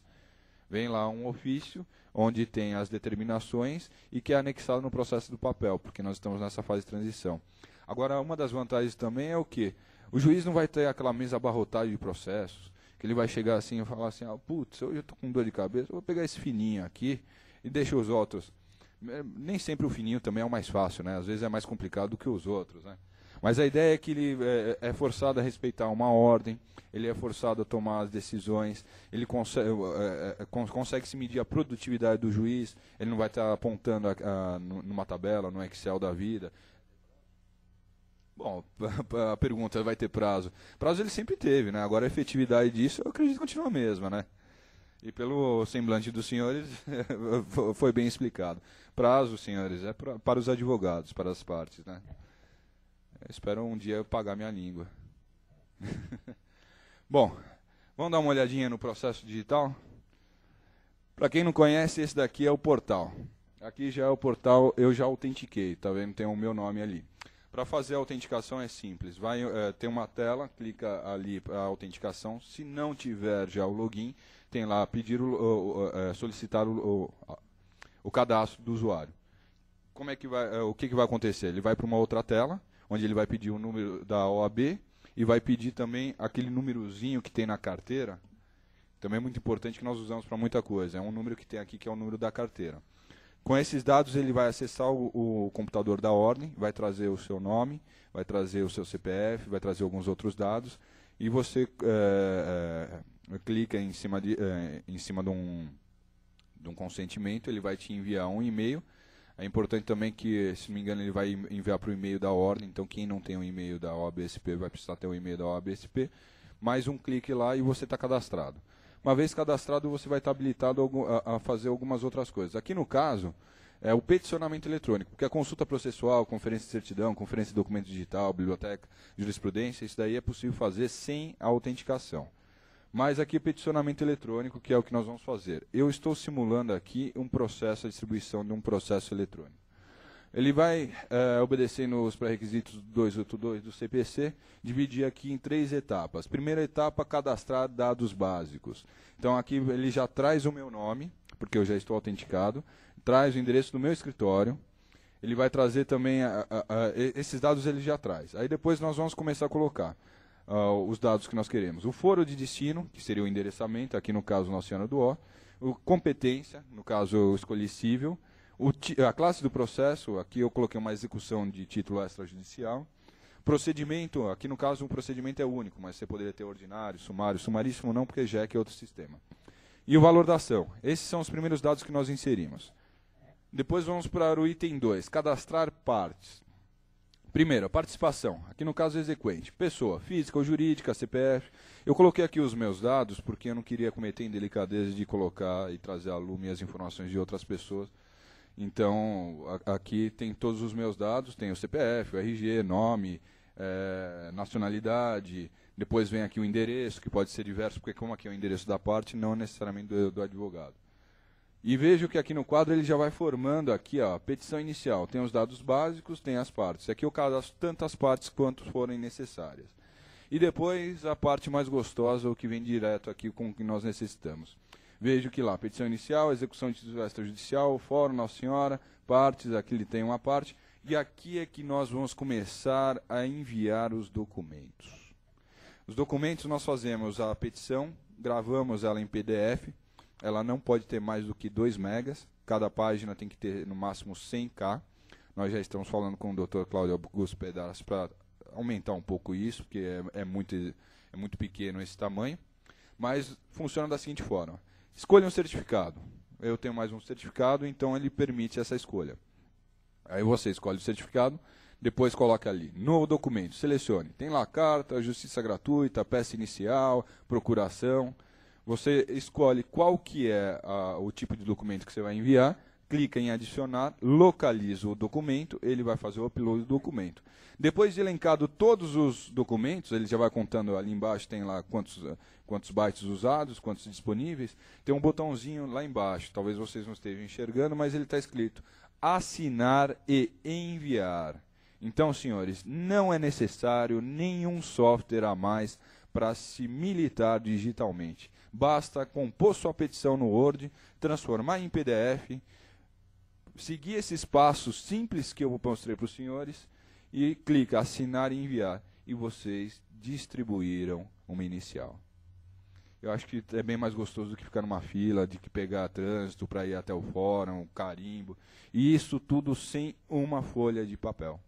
O único papel que vai restar aqui é dos livros, para nós continuarmos lendo, né? Bom, depois nós temos o acompanhamento. Isso nós já temos hoje e todos os senhores já devam ter, provavelmente já têm acesso. Então coloca lá, pesquisar pela OAB, coloca lá o número da OAB, traz todos os processos que eu funciono. Aqui no caso tem aqui, por exemplo, um do JEC, que é o que eu vou trazer, que é o processo digital. Nós clicamos aqui, ele vai trazer os dados do processo, e aí tem aquele ícone lá, esse processo é digital. Clica aqui para visualizar. Nesse caso em específico, eu digo que é digitalizado porque nós não temos a possibilidade de enviar para o JEC.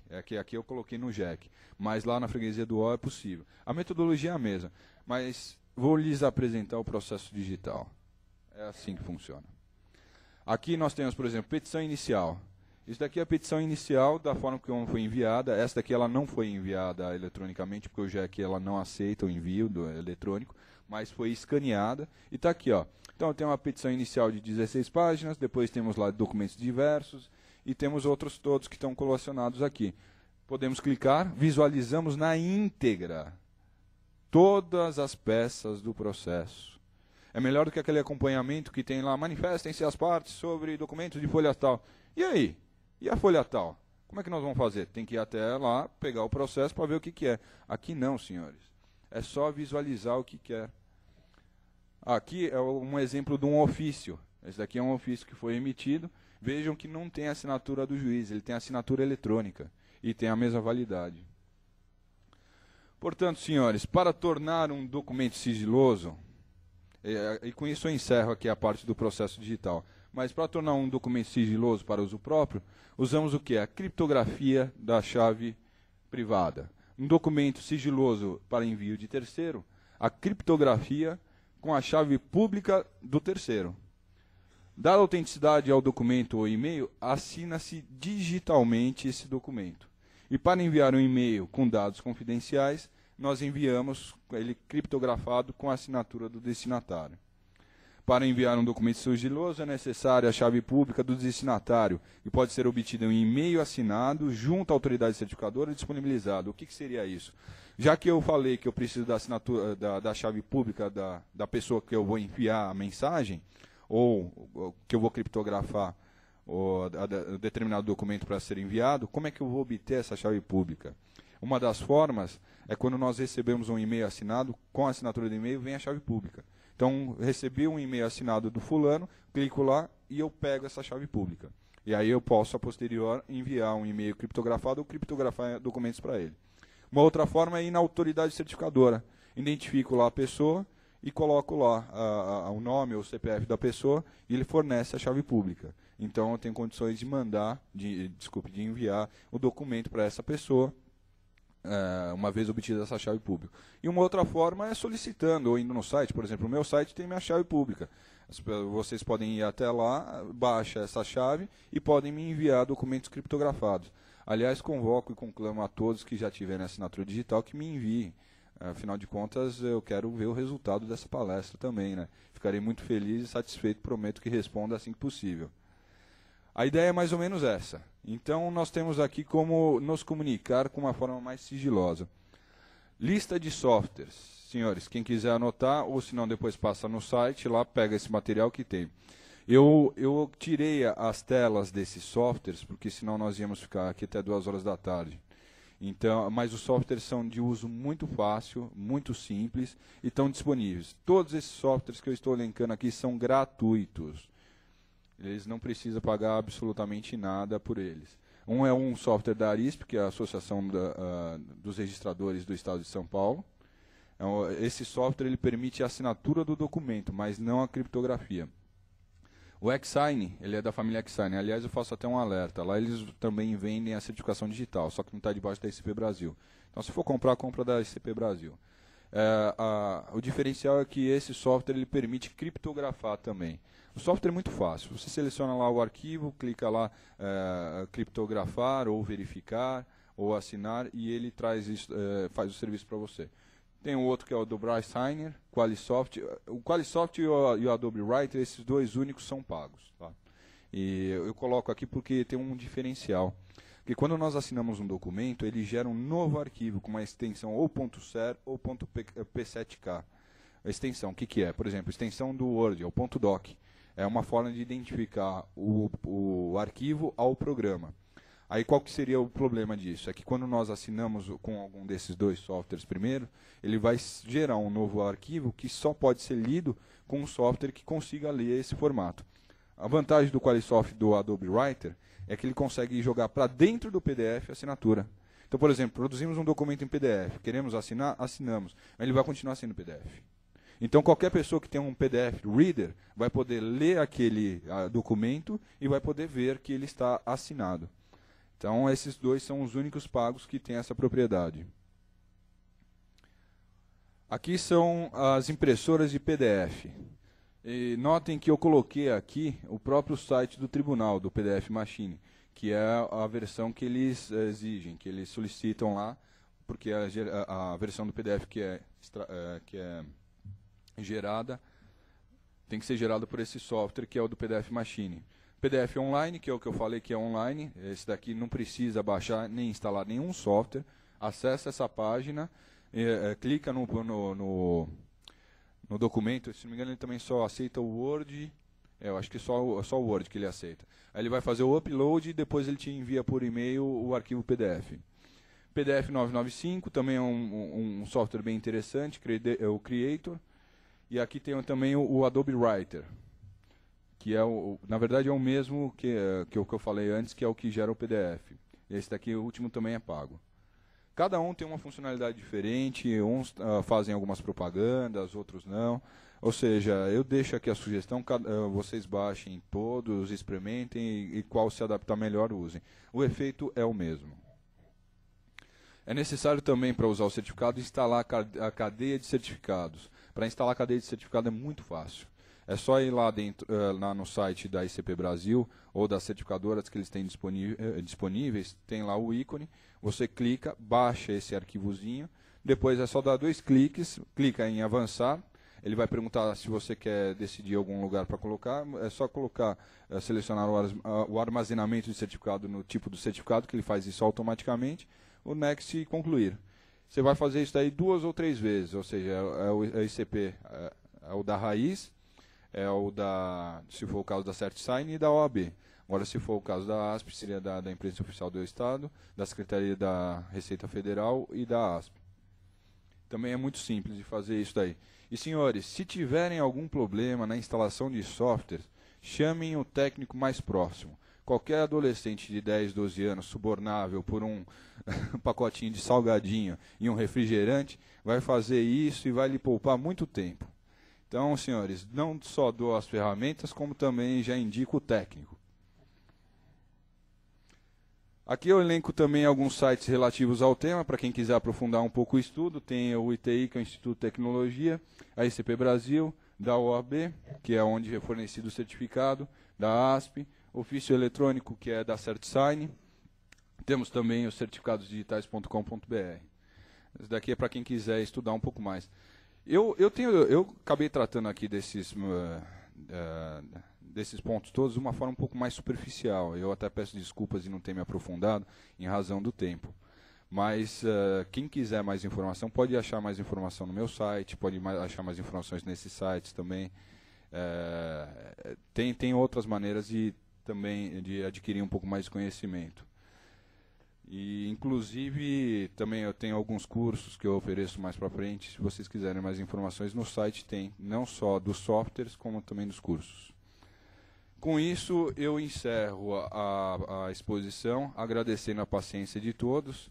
Fico aberto aqui para as perguntas, também fico disponível às perguntas que chegarem por e-mail.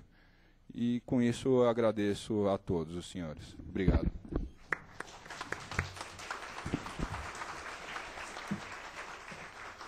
Muito bem. O Dr. Paulo nos proporcionou alguns instantes de conhecimento para que militemos na advocacia moderna, na advocacia futura.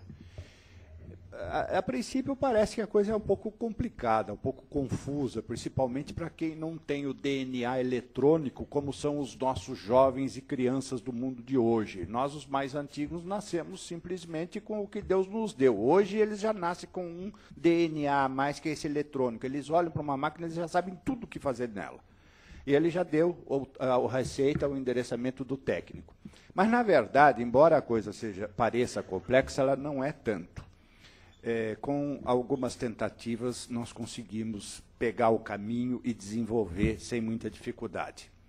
E outra coisa também, o Dr. Paulo passou uma quantidade muito grande de informações. Isso pode parecer que a coisa é complexa, mas não é tão complexa. É que ele passou vários destinos, várias informações, não é? Para que haja uma opção por parte de todos. Mas a palestra, como os senhores veem, é de um tema muito atual, em que nós, advogados, estamos nos adaptando para um mundo provavelmente mais fácil e, quiçá, menos estressante para nós, advogados, para que não tenhamos tanto infarto e soframos tantos problemas cardiológicos, não é? Em razão do estresse, que é a tensão que é o exercício da advocacia, não só a tensão que nos é passada pela causa em si, em que o cliente traz problemas e nós, advogados, somos pessoas habilitadas, treinadas para resolver problemas, mas isso nos faz mal. Isso traz para nós também uma carga muito grande de tensão. E, pelo menos, essa tensão nós não vamos conseguir nos livrar, mas aquela de trânsito, fila de cartório, fila de protocolo, problema com o estagiário que não conseguiu chegar a tempo e ele, às vezes, não aprendeu ainda que o prazo é o prazo. Enfim, muitos desses problemas mecânicos, físicos, geográficos vão ser eliminados. Vai ficar mais fácil nós trabalharmos e teremos mais tempo para dedicar também ao estudo do direito a ser aplicado em toda essa tecnologia. Então, o Dr. Paulo nos está dando o parâmetro, a informação, a orientação, o caminho para nós termos uma vida profissional menos estressante. Vamos abrir a palavra, a oportunidade àqueles que queiram fazer alguma pergunta ao Dr. Paulo. E eu peço que se identifiquem, deem um nome, não é? E façam as suas perguntas. A palavra está livre. Alguém quer fazer a pergunta? Aquela moça, pois não, doutora? Pode usar o protocolo, assim, o microfone, assim todos ouvem a sua pergunta. Bom dia, meu nome é Patrícia. Bom dia, doutor Paulo. Eu só fiquei perdida na hora que você explicou em relação ao prazo, daquele que teria 10 dias a mais. Que você estava explicando em relação ao portal, que quando sai a Quando sai, vamos supor, a publicação em si, É. que às vezes a gente não precisa tomar, não tomaria conhecimento e teria 10 dias, eu não entendi essa parte. Bom, a respeito do prazo. Bom, primeiro é necessário esclarecer que essa metodologia não está sendo aplicada aqui no Tribunal de Justiça de São Paulo. Ela é aplicada nos estados que utilizam o sistema do EPROC. Como é que funciona isso? O ato do juiz ele vai ser direcionado para o portal. E no portal o advogado já vai ter um cadastro prévio. Então, quando o juiz tomar um determinado ato, ele já vai ser enviado uma comunicação direta para o advogado. O advogado ele só vai ser considerado intimado no momento que ele acessar o portal, no sistema de mensagem e visualizar aquela mensagem. A partir daquele momento, ele é considerado intimado e aí começa a fluir o prazo da forma como nós já conhecemos. O problema é o seguinte, suponhamos que o advogado não acesse o portal todo dia, ou acesse lá uma vez por semana. Então, nós temos aí um tempo que acaba correndo, e aí a dúvida é, será que esse tempo começa a contar desde a disponibilização? Não, porque como nós vimos, a disponibilização não é a publicação. Só que o problema é o seguinte, e se o advogado nunca mais acessar o portal, o processo vai ficar parado? Aí criou-se uma regra para que todas as mensagens, para todas as intimações que forem disponibilizadas, se não forem acessadas no prazo de 10 dias, ela vai ser considerada como se foi acessada ou publicada quando escoar esse prazo, 10 dias. Então, vamos supor que a senhora vai ser intimada, foi disponibilizado hoje, a senhora está de férias, e só volta daqui 15 dias. E aí o processo fica parado? Não. Depois que passou 10 dias, a senhora é considerada intimada e teu prazo começa a fluir. Se teu prazo fosse de 10 dias, então o que acontece? Ele vai ser disponibilizado hoje, vão correr mais 10 dias, aí ele é considerado, a senhora é considerada intimada, e aí a partir desse momento começa a fluir teu prazo. Desconsidera o primeiro, o último, 10 dias, assim que funciona. Mas hoje em dia não funciona isso no Tribunal Paulista. E se ele acessar no 5º dia da disponibilização? Se acessar no 5º dia da disponibilização, vai ser considerado esse 5º dia o dia da publicação, e aí o prazo começa a fluir a partir desse dia. E o que eu disse que talvez possa ser uma vantagem é que os advogados podem deixar escoar esse prazo de 10 dias, e aí ganham mais 10 dias no prazo, né? Por força da própria lei.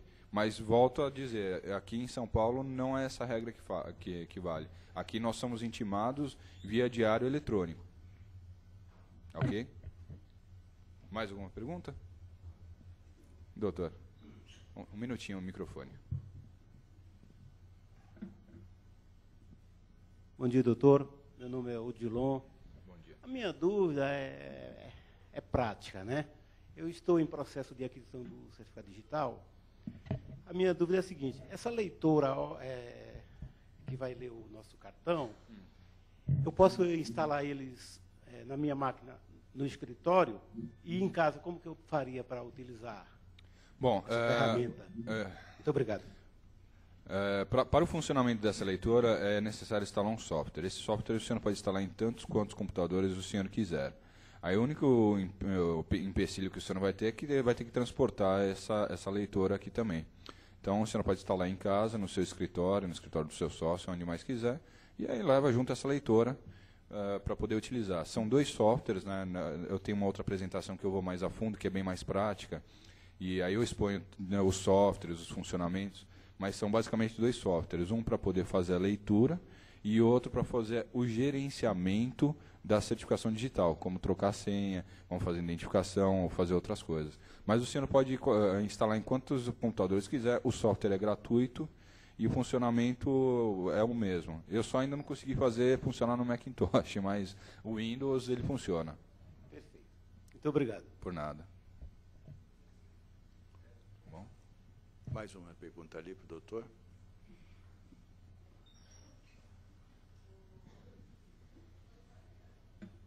Bom dia, doutor. Bom dia. Mais uma vez estamos aqui, né? O prazer é meu de recebê-lo mais uma vez. Obrigado. Então aprendemos ontem bastante coisa, hoje muito mais, né? Amanhã e depois vai ter mais. Então, então estaremos aqui. Quer dizer, então, é muita informação para a minha cabeça, por exemplo. Eu quero participar de um curso, né? O senhor tem já datas, sabe, dos cursos? Eu tenho, no meu site você não pode encontrar mais informações. É. Eu peço desculpas de não fazer a propaganda em virtude, porque eu estou aqui dentro da casa, né? Não. Mas no site você não pode encontrar mais informações.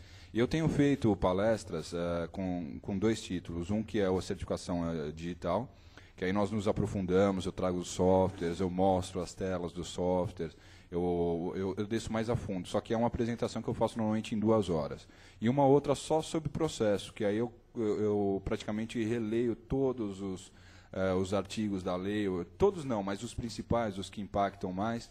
E a ideia, tanto de uma palestra quanto a outra, é trazer alguma coisa mais prática. Essa palestra que eu trouxe hoje, ela não ela é uma mescla das duas e não é aprofundada. Então eu trouxe algumas telas, fiz questão de trazer a tela do processo eletrônico para que os senhores vejam que é realidade, que funciona e que é fácil. Mas, se o senhor quiser depois estudar mais, eu tenho um material no meu site. Depois, se o senhor quiser, me manda um e-mail, nós podemos corresponder.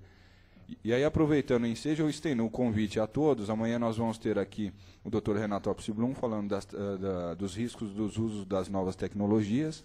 Na sexta-feira temos a desembargadora Maria Cristina Zucchi, que vai falar sobre a solução a alternativas de conflitos na sociedade da informação. E semana que vem temos mais uma semaninha também, que nós vamos tratar sobre superendividamento do consumidor, vamos tratar sobre contratos bancários, vamos tratar sobre condomínio, sobre a ética. O Dr. João estará aqui junto com o professor desembargador Newton De Luca, que muito nos agrada ter aceito o convite, e o professor Paulo Pedro também, que vai falar sobre apontamentos de direito recuperacional. O domínio vai ser ministrado pelo professor Scavone. Isso. Foi meu professor, né? Ah, é? Foi. É meu professor no mestrado também. Mestre, é muito bom. Muito bom, eu gostei muito da palestra, então Eu agradeço. nós precisamos realmente entender isso melhor, né? Então, eu até estendo o convite, a nossa casa aqui sempre nos recebe de braços abertos com essas palestras. Nós temos também a ESA, que é a Escola Superior de Advocacia, que tem cursos muito bons. Inclusive, a partir de agosto, teremos um curso de especialização de Direito em Informática. Eu faço e recomendo, não só porque também vou ser professor, mas que nós vamos ter muitas disciplinas lá dentro do direito autoral, responsabilidade civil, direito penal eletrônico. Então é muito interessante porque nós, advogados que vamos militar agora nessa nova era, eu acho imperativo ter pelo menos o conhecimento desses novos direitos, dessas novas tecnologias. Saber que eles estão aí, que eles existem, porque um dia vai chegar alguém no seu escritório, vai bater e vai falar assim: doutor, colocaram a minha foto lá de sunga vermelha na internet, eu não quero que tire. E aí, como é que nós vamos fazer? Temos que pelo menos ter alguma indicação, algum lugar. Então eu deixo o convite aí a todos para conhecer a ESA. Eu suspeito para falar porque sou fã de carteirinha, já fiz muitos cursos lá, são professores excelentes. E a OAB é uma casa ímpar, né? Aqui o que ela nos proporciona. Fica o convite. Eu fiquei muito, muito grato, muito satisfeito. Eu fico feliz. Obrigado. Outra pergunta, lá no fundo, 2 advogadas. Bom dia. Bom dia. A minha dúvida é a seguinte: Pois os não. documentos que o advogado, através da digital, vai encaminhar ao tribunal por um agravo, tem que ser, quer dizer, não existe mais original. É considerado original? Muito boa essa pergunta. Infelizmente, o tempo nos privou de mais apontamentos, mas eu agradeço a senhora que me proporcionou. Bom, primeira coisa é que nós temos que ter em mente que nós temos que quebrar paradigmas. O problema é o seguinte: tudo que é novo, o ser humano ele tem um pouco de receio, ele tem um pouco de medo. Questão de originalidade. Eu vou primeiro fazer um comparativo dentro do mundo que nós estamos acostumados e para o mundo que nós estamos entrando. O que nós consideramos como original? Seria aquela certidão extraída do cartório, seria aquele documento original onde foi firmado, está assinado lá e nós conseguimos visualizar a tinta da caneta. Esse é original. Quando se faz uma cópia, através de um xerox, fotocópia, o que quer que seja, é fácil de identificar que é uma cópia. Bom, aqui nós já temos o conceito de original e cópia. Agora vamos para o mundo eletrônico. Documento digital. Já vimos que é a mesma coisa, uma série de informações dentro de um arquivo digital. Quando nós colocamos aquele invólucro da certificação, da assinatura digital, nós conferimos a ele uma originalidade. Por quê? Porque ele tem uma série de dizeres lá e nós assinamos, e por isso ele é original. Aí a senhora vai me fazer a pergunta, bom, ele é original, e se eu copiar esse arquivo? Por exemplo, se eu tenho esse arquivo no meu computador e mando lá para o tribunal, qual que é original? Os dois. Sabe por que os dois são originais? Porque eles são fielmente iguais. Eles não têm nenhuma diferença entre um e outro. Então, o que acontece? Nós vamos deixar um pouco desse conceito da cópia e vamos pensar talvez em duplicidade ou replicar o documento. Está certo que, na verdade, eu estou só usando sinônimos, mas a ideia é mais ou menos essa. Porque o arquivo original e o arquivo que for copiado ou que for duplicado, ele é exatamente igual. E aí ele mantém essa originalidade. Agora, a própria lei já diz que a cópia é o documento impresso. Então, se a senhora preparou uma determinada petição, enviou para o fórum, está lá o seu documento, você tem os dois originais. Agora, se a senhora imprimir, essa impressão é cópia. Agora, se a senhora duplicar esse arquivo, tantas quantas vezes forem duplicados, serão todos originais. Aí é que está. E é um pouco difícil para nós entendermos isso daí, porque você fala assim, bom, se eu estou copiando, é cópia. Não é? Mas a ideia é justamente essa. Aí, em uma outra palestra que eu estava fazendo, uma pessoa me perguntou a respeito da restituição de autos. Falei, bom, agora nós não vamos ter mais restituição de autos. Falei, não, nós vamos ter restituição de autos. Porque nada impede que os sistemas informáticos sofram danos e perda de dados. E aí o que acontece? Como é que nós vamos restituir os autos? Reconstituir, desculpe. Reconstituir os autos. De uma maneira mais fácil. Se a senhora tem o original, a senhora não pode enviar de novo? Da mesma forma que a senhora tem o original que a senhora enviou, quando a senhora baixa um arquivo, esse arquivo que a senhora baixou e tem no seu computador também é original. Então, com todos esses arquivos, a senhora pode ter uma cópia original e integral do processo no seu computador. E aí a reconstituição dos autos fica até mais fácil. E talvez exclua aqueles problemas de algumas peças que convenientemente acabam sendo perdidas para sempre. Né? Então a senhora vai ter as suas peças e as peças da parte contrária e do juiz. Está lá. Então eu quis dizer isso justamente para afirmar a questão de duplicação de originais. Então o arquivo ele vai ser sempre original. A cópia vai ser impressa. Porque em PDF e criptografado e assinado. Porque o que acontece? Como você consegue individualizar aquele arquivo, ele vai ter uma série de características que é só dele. Ou seja, o tamanho do arquivo, a data de criação, a assinatura digital. Só que esse arquivo ele pode estar em vários lugares. Certo? Satisfeito. Bom dia, meu nome é Vera Nicásio. E Bom dia. parte da minha dúvida já foi esclarecida com a pergunta da colega, que seria realmente com relação aos documentos. E é um tema muito complexo, e a minha dúvida, por exemplo, numa procuração, se seria escaneada ou documentos complexos juntados no processo, como seria isso? Bom, aí temos duas respostas para a senhora, que, mais uma vez, por força do tempo, eu acabei não expondo, mas isso normalmente eu trato. A primeira seria a questão da guarda dos documentos. Os documentos que nós enviamos, que nós escaneamos e enviamos, nós, advogados, somos responsáveis pela guarda até o final do processo. Isso a própria lei já diz. Então, por exemplo, se a senhora recebe uma carteira de trabalho, um contrato, a senhora escaneou, a senhora assina, o próprio CPC já diz que o advogado pode dar autenticidade aos documentos. Da mesma forma, dentro da área digital, a senhora assinando digitalmente, a senhora dá a autenticidade, ou seja, a senhora empresta a sua confiabilidade para o documento, porém, a senhora é responsável pela guarda desses documentos até o trânsito em julgado. Esse é o primeiro ponto. Segundo ponto seria o quê? Os documentos de difícil digitalização em virtude da baixa legibilidade ou do conteúdo. Digamos que a senhora tem lá um documento, um contrato, ontem eu fui brindado com um contrato no escritório que tem 98 páginas, né? Então, 98 páginas para você escanear, às vezes, ou tem documentos até maiores, fica inviável ou difícil. Ou quando ele não está legível. Como é que você vai fazer? Pelo meio eletrônico, a senhora peticiona informando ao juiz e pedindo a guarda no cartório. Da mesma forma, por exemplo, quando nós fazíamos guarda numa consignação de chaves ou algumas outras coisas, o juiz deferindo, levam-se esses documentos, o cartório faz o registro da entrada e o cartório passa a ser o responsável pela guarda desses documentos. Vamos supor que, de repente, tem um determinado objeto que ele faz parte da lide e a senhora não consiga digitalizar por motivos, digamos assim, tridimensionais. Ele é muito grande e não comporta no scanner. Então, uma das maneiras de fazer é isso. E nessa petição, eu até recomendo à senhora a fazer um descritivo do objeto do documento, porque quanto mais informações o juiz tiver, menor a possibilidade dele ter que ir até o cartório para acessar e tomar conhecimento disso. Então, na verdade, o cartório seria só uma garantia, um lastreio daquelas informações que a senhora já disponibilizou. Certo? Mais alguma pergunta?